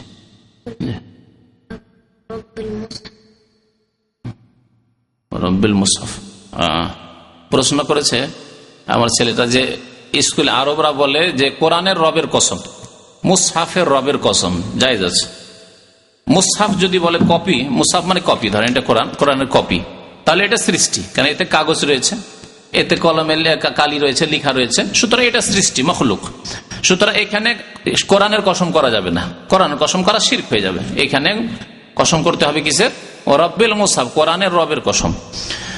আর যদি কোরআন মানে আপনি ধরেন কোরআন আরেকটা অর্থ হচ্ছে কালামুল্লাহ, আল্লাহর কালাম, অর্থাৎ আলিফ লাম মিম যালিকাল কিতাবুল লা রাইবা ফিহি হুদাল লিল মুত্তাকিন আলহামদুলিল্লাহি রাব্বিল আলামিন আর রহমান, এই যে আল্লাহর কালামগুলি, তো এটা মাখলুক না, সৃষ্টি না, এটা হচ্ছে আল্লাহর গুণ। সুতরাং কেউ যদি এই অর্থে কোরআনের কালামুল্লাহর কসম করছি, আমি আল্লাহর কালামের কসম বা আল কোরআনের কসম করছি, তাহলে জায়েজ। কিন্তু এই ক্ষেত্রে আকীদা ঠিক থাকতে হবে। কোরআনের কসম মানে আমি কোরআনের কপির কসম করছি কেউ যদি বলে, শিরক হয়ে যাবে। এগুলি সূক্ষ্ম বিষয় রয়েছে, এগুলি জানার বিষয়। আর একটি বিষয় সম্পর্কে সতর্ক করছি যে বেশি বেশি কসম করা ঠিক নাই। আরবদের মধ্যে একটা বদ অভ্যাস রয়েছে, ছোট খাদুর ক্ষেত্রে বল্লাহ বল্লাহ করা, এটা বদ অভ্যাস আগে থেকে চলে আসছে, হয়তো এটা ঠিক নয়। কসম করতে হবে প্রথম কথা সত্য কসম, মিথ্যা নয়। মিথ্যা কসম বড় কাবিরা গুনাহ এবং এর পরিণাম জাহান্নাম, হাদিসে রয়েছে। ইয়ামিনে গমুস, মিথ্যা কসম খেলে জাহান্নাম ছাড়া কোনো উপায় নেই। আজকাল যদি কাউকে কসম দেওয়া হয়, চুরি হয়ে গেছে, ঘরে চুরি হয়ে গেছে, মানে বাসাতে ব্যাচেলর বাসা আছে, চুরি হয়ে গেছে, যদি কসম দিয়ে দেন তো খুশি যে কাজ হয়ে গেছে, যে কসম দিয়ে পার হয়ে যাবো, হ্যাঁ জাহান্নাম, সোজা জাহান্নাম। আর এমনিও কসম বেশি বেশি সত্য হইলো যেখানে সেখানে শুধু কসম, এত আল্লাহর নামকে হালকা করে দেওয়া ঠিক নয়। সুতরাং কসম বেশি বেশি করা অপছন্দনীয় কাজ, বরং অনেক সময় হারাম নাজায়েজ কাজ হয়ে যাবে। সুতরাং সাবধান, যখন প্রয়োজন হবে, খুব জরুরি, তখনই কসম করবেন। জি বাস, কি প্রশ্ন আছে কই তো দেখি না তো। উম্মে হানি, ও আচ্ছা, এক ভাই জিজ্ঞেস করেন হযরত উম্মে হানি নবীজির কে ছিলেন? উম্মে হানি বিনতে আবি তালিব, আবু তালেবের মেয়ে উম্মে হানি, অর্থাৎ নবী করিম সাল্লাল্লাহু আলাইহি ওয়াসাল্লামের কে তাহলে হয়? চাচাতো বোন, আলী রাদিয়াল্লাহু তাআলা আনহুর আপন বোন, আলী রাদিয়াল্লাহু তাআলার আপন বোন উম্মে হানি। জি সাল্লাল্লাহু আলাইহি ওয়া সাল্লাম মুহাম্মদ ওয়া আলা আলিহি ওয়া সাহবিহি আজমাইন।